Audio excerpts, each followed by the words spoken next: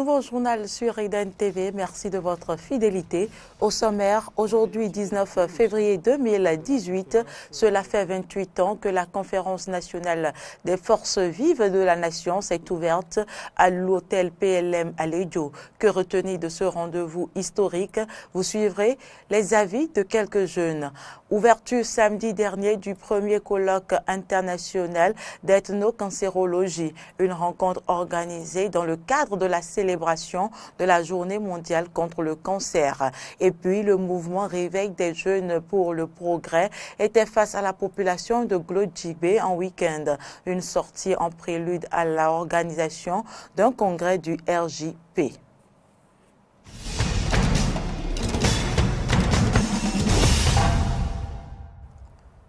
Bienvenue à toutes et à tous. Je vous l'annonçais dans les titres. Le 19 février 1990, les travaux de la conférence nationale ont démarré dans une atmosphère tendue où tous les politiques et les différentes couches craignaient le pire après 17 ans de pouvoir du désormais feu général Mathieu Kérékou. Aujourd'hui, 19 février 2018, cela fait exactement 28 ans. Que retenir de ce rendez-vous historique? Que pensent les citoyens de cette étape de l'histoire de notre pays? Qu'ont-ils retenu? Élément de réponse dans ces propos recueillis par Roland Tonné-Ikes. Moi, j'ai tiré deux leçons de la conférence des forces vives de la nation de 1991. J'ai tiré d'abord la leçon d'humilité et de pardon. Vous savez, le président de la République d'alors, le général Mathieu Kérékou, a compris qu'à un moment donné, lorsque les intérêts individuels créent des problèmes, il faut ramener la balle à terre, rappeler tout le monde, pardonner ce qu'il faut pardonner et reprendre les choses autrement. L'autre leçon que j'ai également tirée, c'est que c'était l'occasion pour les politiques béninois de remettre notre pays sur le chemin de développement. Mais malheureusement, aujourd'hui, nous constatons que dans le pays, il y a des choses qui ne vont pas. Les jeunes qui n'ont plus de respect pour l'autorité, on n'a plus de respect pour les aînés, alors que c'est l'occasion pour nous de revoir les choses. Je crois qu'il fallait vraiment le faire. C'était un moment de pardon et de franchise. On a constaté que dans les propos, parce que la télévision est là, on a eu également le temps de réécouter les cassettes de tout ce qui s'est passé en ce moment. On a constaté que les gens avaient une vérité, les gens disaient une vérité à travers les propos. Mais aujourd'hui, est-ce qu'on est encore sincère entre nous? Est-ce qu'on est sincère? Est-ce que les politiciens sont sincères entre eux lorsqu'ils se font des deals? Est-ce que dans l'exécution des différentes politiques ou bien différents plans d'action, est-ce qu'il y a la sincérité? Alors moi, je demanderai aux politiciens de tout faire pour ramener la sincérité dans leurs propos pour que notre pays soit autrement vu dans le Conseil des Nations. Au-delà de l'alternance politique, le respect des droits de l'homme est désormais une réalité depuis la conférence des forces vives de la nation. La séparation des pouvoirs est une réalité. Nous avons une constitution basée sur le consensus. On avait toujours une constitution, mais cette fois-ci, on a une constitution basée sur le consensus de la conférence des forces vives de la nation, un consensus qu'on a obtenu parce que, à un moment donné, nos aînés qui étaient à la conférence nationale des forces vives de la nation ont reconnu, ont accepté, mettre de côté les intérêts égoïstes. Ils ont tous convergé à un objectif vers un seul point, le Bénin d'abord, les intérêts de la nation. Même le chef de l'État d'alors, le général Mathieu Kérékou, a eu à le dire, la conférence est souveraine. Rien alors n'avait de sens plus que la conférence. Le Bénin d'abord. Donc, au cours de la conférence, la nation Bénin, l'État Bénin a été au-dessus de tout. Conférence de presse du réveil des jeunes pour le progrès RJP ce samedi 17 février 2018 à Glodjigbe. Objectif, annoncer à la population de Glodjigbe la préparation d'un congrès du RJP et ses objectifs. Le mouvement n'a pas aussi manqué de déclarer son soutien aux actions du chef de l'État. Le réveil des jeunes pour le progrès, né d'une réflexion le 29 novembre 2015, a convié ce samedi 17 février 2018 les populations de l'arrondissement de Glodjigbe à une conférence de presse. Objectif, faire le point des activités menées jusqu'à ce jour et annoncer des perspectives. Le mouvement a réussi à installer les cellules de base dans les arrondissements, dans les villages qui comptent l'arrondissement de Glodjigbe. Après l'installation de ces cellules de base, nous avons pensé à l'organisation d'un congrès qui se prépare activement. Un congrès pour lequel l'adhésion et la participation des populations sont vivement souhaitées. Les jeunes de Glodjigbe ont ainsi décidé de prendre en main le destin, s'émancipant des aînés en amorçant une transition douce et durable. En matière politique, nous avons vu tant de choses qui se passent à Glodjigbe lors des élections. Maintenant, pour que les prochaines élections ne soient plus ainsi, nous avons pris la ferme décision de sensibiliser les jeunes pour que lors des prochaines élections, nous ayons des jeunes dynamiques ayant une mentalité de développement pour contribuer au développement de notre chère nation.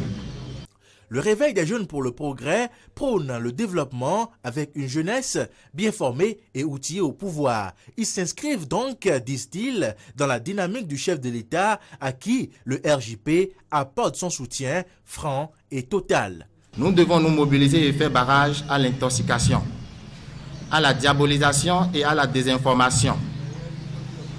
La jeunesse doit plus que jamais soutenir le chef de l'État, son Excellence le président Patrice Talon, et son programme d'action gouvernementale, car lorsqu'un avion décolle, il a besoin de toute l'énergie à bord, de toutes les attentions pour soutenir, pour sortir de la phase critique de décollage et atteindre l'altitude de croisière qui est sans danger.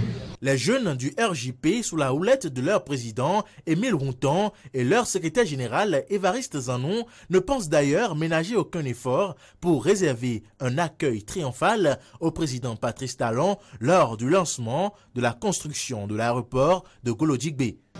Nous pensons lui dresser un tapis rouge depuis l'entrée de l'arrondissement de Glodjigbe jusqu'au lieu du lancement de l'aéroport international de Glodjigbe. La population de Glodjigbe accueille avec empressement l'arrivée de son Excellence à Glodjigbe pour le lancement officiel du démarrage des travaux de la construction de l'aéroport de Glodjigbe. Le réveil des jeunes pour le progrès pense aussi sensibiliser la population de Glodjigbe dans les prochains jours sur la nécessité de se faire enrôler pour le recensement administratif à vocation d'identification de la population RAVIP. Une population qui serait découragée selon le RJP par les longues files d'attente. Dans le cadre de la célébration de la Journée mondiale contre le cancer édition 2018, le laboratoire d'ethnomédecine et de pharmacopée africaine a organisé à Cotonou, en République du Bénin, le samedi 17 février 2018, le premier colloque international d'ethnocancérologie, médecine traditionnelle appliquée au cancer, placé sous le thème « Cancer des thérapies d'avenir à base des plantes médicinales ». Le cancer du poumon, du sein, de la prostate, du côlon et du rectum, de la thyroïde, du col de l'utérus, de l'endomètre et des ovaires, du rein, autant de différentes formes de cancer, une maladie dont le traitement est très onéreux et qui affecte plus les pays en développement. Face à cette situation, la Société africaine d'ethnocancérologie propose des solutions basées sur la médecine traditionnelle. Elle a donc organisé ce samedi 17 février 2018 un premier colloque international d'ethnocancérologie d'où le thème est intitulé « Cancer, des thérapies d'avenir à base de plantes médicinales ». Le directeur du laboratoire d'ethnomédecine et de pharmacopée africaine, Dr Avenir Atanohou, présente les statistiques de la maladie.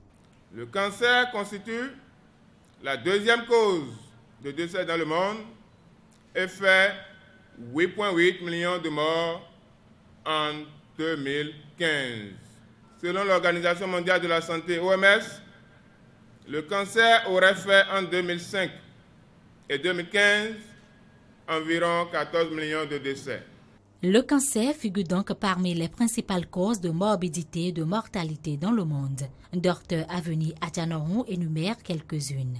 Environ un tiers des décès par cancer sont dus aux 5 principaux facteurs de risque comportementaux et alimentaires. Un indice élevé de masse corporelle, une faible consommation de fruits et légumes, le manque d'exercice physique, le tabagisme et la consommation d'alcool. Le tabagisme est le facteur de risque le plus important du cancer. Le représentant du ministre de la Santé, quant à lui, encourage les initiateurs de ce colloque à consentir plus d'efforts pour la promotion de la médecine traditionnelle dans le domaine spécifique du cancer. L'amélioration de la santé des populations béninoises est une volonté du gouvernement. Et lorsqu'on parle d'ethnopharmacologie, on pense à la médecine traditionnelle. Et lorsqu'on pense à la médecine traditionnelle, je pense particulièrement à 80% de la population qui ont recours directement ou indirectement au système de soins basé sur les plantes médicinales. Je voudrais solennellement encourager le laboratoire d'ethnomédecine et de pharmacopée africaine à poursuivre ses œuvres inlassables aux côtés du gouvernement béninois, aux côtés du ministère de la Santé pour le bien-être de la population. La médecine traditionnelle constitue sans aucun doute une alternative dans la prévention, la prise en charge et la gestion des différents types de cancers. Raison pour laquelle le but de ce colloque est de contribuer à réduire de 25% d'ici 2025 la mortalité prématurée due au cancer.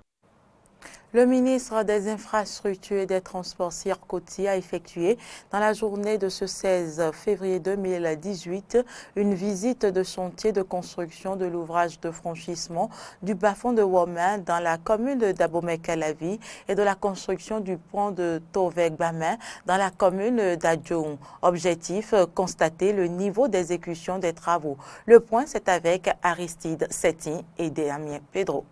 À la première escale de cette revue des travaux, Sir Koti, ministre des Infrastructures et des Transports et sa suite sont allés constater l'évolution des travaux de construction de l'ouvrage de franchissement du bas-fond de Womé dans la commune d'Abomey-Calavi. En présence du directeur général des infrastructures et des transports, du préfet de l'Atlantique Jean-Claude Kodia et des adjoints au maire de la commune d'Abomey-Calavi, le technicien du projet avoue que le délai contractuel de 22 mois se trouve à un taux d'exécution de 28%. Un taux d'exécution de ce pont mixte acier-béton d'une longueur de 324 mètres linéaires satisfait l'autorité ministérielle. La délégation s'est ensuite rendue sur le chantier de construction du pont de Tovek-Bamé, situé dans la commune d'Adjoum. Les responsables de la Société des routes et bâtiments du Bénin, Sorubat Bénin, l'entreprise en charge des travaux, ont reconnu avoir accusé un léger retard de 2 semaines. Il faut noter qu'à chaque étape, les chefs de mission exprimaient leurs difficultés qui sont surtout relatives aux réticences des populations à libérer les emprises des différents chantiers. Pour le ministre Sir Koti, les visites seront multipliées désormais sur ces 2 chantiers pour veiller à la réalisation des travaux à temps pour le bonheur des populations. Les détenus des prisons de Porto Novo, de Lokossa et autres ont bénéficié vendredi dernier de 2 fourgons pour leur transport. Un don de l'Union européenne qui vise l'amélioration des conditions de détention des prisonniers dans les prisons béninoises. La cérémonie de remise officielle s'est déroulée au ministère de la Justice. Reportage. Encore 2 fourgons de marque Toyota Costa au profit des détenus des maisons d'arrêt de Porto Novo et de Lokossa. Un don de l'Union européenne qui entre dans le cadre du projet d'appui à la justice béninoise. Au total, nous avons bénéficié de 4 fourgons dans le cadre de l'exécution du projet. Le problème de transport des détenus, en ce qui concerne les transfèrements pour les audiences correctionnelles et les extractions, sera donc amoindri à défaut d'être résolu. Permettez-moi alors de saluer tous les acteurs à divers niveaux qui ont contribué de façon significative à l'atteinte de ces résultats. Des moyens de transport qui vont également desservir le tribunal de Pobé et celui d'Aplaroué. Une initiative qui vient non seulement faciliter le déplacement des prisonniers, mais aussi renforcer le processus de modernisation et de réforme du secteur de la justice. Cette contribution s'insère dans les priorités énumérées par le ministère de la Justice et de la Législation et l'Union européenne, qui confirme une fois de plus un partenariat réceptif aux besoins des autorités de justice au Bénin. L'Union européenne entend poursuivre ses actions en vue d'une justice béninoise plus épanouie et pour l'amélioration des conditions de détention des prisonniers béninois. Élection d'un nouveau président de la Fédération béninoise de tennis de table, Serge Trinité Soglo, a été élu nouveau patron de cette instance. Il a battu l'ancien président Ferdinand Sounou. Je vous propose de les écouter. C'est vrai, on a fait les élections, j'ai perdu, mais ce n'est pas une fin en soi. Ce que j'ai dit, nous avons constaté des irrégularités. Et ces irrégularités, les clubs qui ont été victimes, je pense qu'ils ont la possibilité de faire des recours. Et nous attendons la suite, parce que tout le monde a vu ce qui s'est passé dans la salle. Je dis, je suis technicien de formation en matière de tennis de table et je pense que partout où besoin sera, je suis prêt à travailler pour le développement du tennis de table. Aujourd'hui, nous sommes ensemble et nous devons donner une autre ligne, bien sûr positive, à notre discipline. C'est ça que nous savons faire et nous allons démontrer ce que nous voulons faire pour le tennis de table de notre pays. C'est la formation à la base, la formation des enfants, des plus jeunes, dans les écoles, dans les lycées, dans les collèges, et la formation surtout. Sans formation, il n'y aura pas d'équipe, il n'y aura pas de joueurs, il n'y aura personne. Nous n'allons pas composer une fédération sans base, c'est-à-dire sans joueurs. Nous avons tout fait pour que chaque année, le nombre de licences évolue dans le truc là. Donc voilà, en qualité bien sûr. C'est tout pour cette édition. Merci de l'avoir suivi. Continuez de suivre les informations sur notre site internet benin-eden.tv.